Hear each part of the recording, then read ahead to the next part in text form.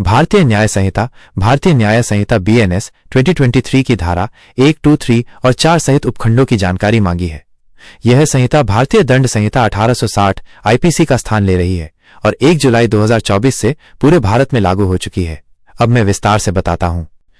भारतीय न्याय संहिता 2023 धारा 1 संक्षिप्त नाम, विस्तार और प्रारंभ। 1. इस अधिनियम को भारतीय न्याय संहिता 2023 कहा जाएगा।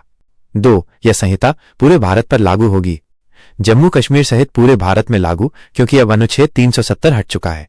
3. यह संहिता उस तिथि से लागू होगी जिसे केंद्र सरकार द्वारा राजपत्र में अधिसूचित किया जाएगा, यानी सरकार तय करेगी कि कब से यह लागू होगी और वो तिथि है 1 जुलाई 2024। धारा 2 भारत में किए गए अपराधों के लिए दंड। 1. जो भी व्यक्ति भारत के भीतर अपराध करेगा वो इसी संहिता के अनुसार दंडनीय होगा। 2. चाहे वो नागरिक हो या विदेशी, यदि अपराध भारत की सीमा में हुआ है तो दंड भारतीय न्याय संहिता के अनुसार ही दिया जाएगा। धारा 3 भारत के बाहर भारतीय नागरिकों द्वारा किए गए अपराध।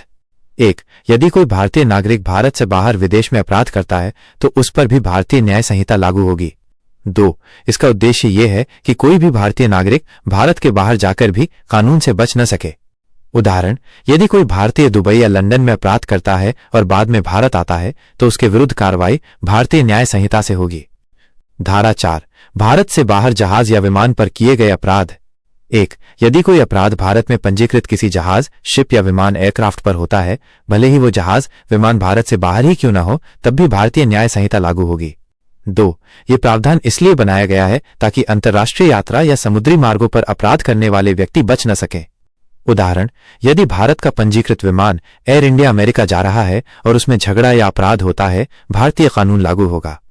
यदि भारत का जहाज अफ्रीका के तट पर है और अपराध होता है, भारतीय न्याय संहिता लागू होगी। संक्षेप में समझें।